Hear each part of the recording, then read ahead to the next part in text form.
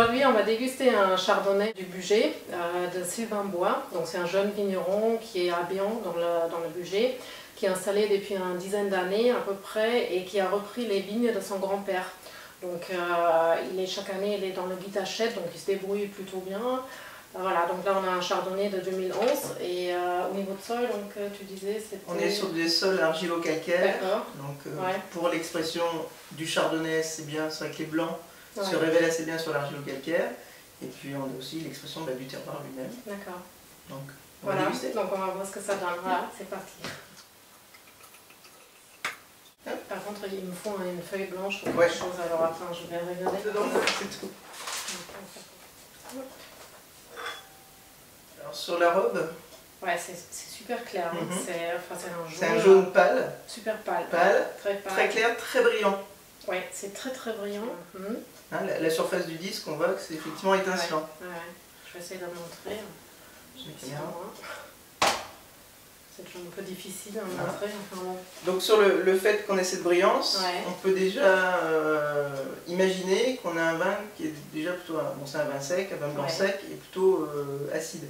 D'accord, ça veut dire que quand c'est plus brillant, c'est plus acide. Voilà, tout à fait. D'accord. D'ailleurs, par exemple, si on prend un Sauterne qui est un liquoreux, on a un vin qui n'est pas du tout brillant, un vin blanc qui n'est pas du tout brillant. Et qui est plus jaune. Oui, qui est orange quasiment. Tout à fait. Donc là, effectivement, donc on peut imaginer effectivement un vin plutôt acide. Et puis également, c'est un vin qui est donc sur une robe jaune avec des reflets verts. D'accord. Donc les reflets verts, ça va plutôt donner une indication sur la jeunesse du vin. On est sur un vin blanc qui est plutôt jeune. Oui, parce qu'il y a 2011. Donc évidemment, voilà. Ok. Au nez. Un nez très expressif. Ouais, alors on a tout de suite les arômes. Exactement, ça saute vraiment au nez. Ça c'est très sympa, très agréable. Bah, déjà c'est agrumes. Complètement. J'ai un côté pomme verte un peu. Ouais. J'ai pamplemousse un peu. Ouais, pamplemousse, ouais. Pomme verte, ouais, pas très prononcée quand même. Parfois on dit pomme verte, c'est souvent lié à un vin justement qui est un peu oxydé. On a un côté amylique. Alors je sais pas si on l'a déjà vu. Vous voyez, vers les cerdons, on avait vu ça. Ouais, oui, c'est ça sur bonbons, oui, exactement, voilà, c'est bonbons, voilà, bonbons anglais. On a toujours tendance à dire ça. Pour moi, c'est vraiment les bonbons arlequins. Ok. Là, c'est vraiment ça. On a ce côté effectivement acidulé. Citron, pamplemousse, mais ça on me est à rappelle... fond sur les agrumes. Oui, ça c'est clair, mais moi j'ai vraiment le côté pomme. Alors peut-être pas pomme verte, je sais pas, mais...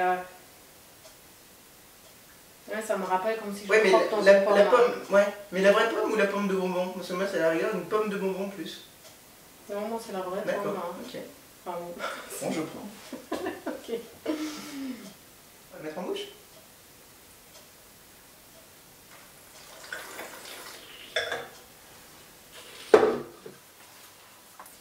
Alors on a une attaque qui est assez franche. Ouais, c'est très agréable.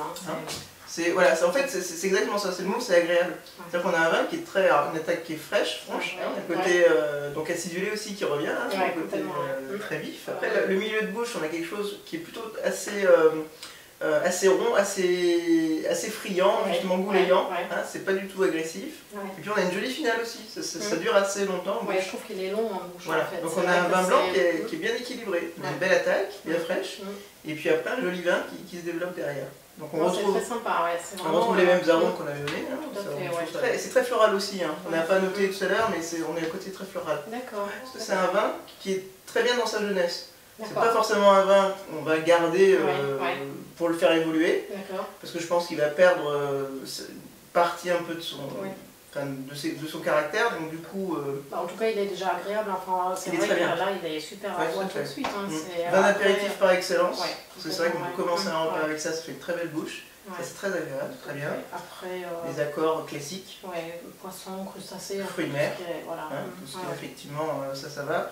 Sans grande préparation, c'est pas la peine de faire un truc alambiqué avec de la crème, des trucs comme ça, plutôt plus nature. Sur des fromage de chèvre de préférence, un peu sec, c'est sympa. Donc un vin assez polyvalent, très bien fait. Très bien, merci Véro. Merci Nico, puis une bonne dégustation.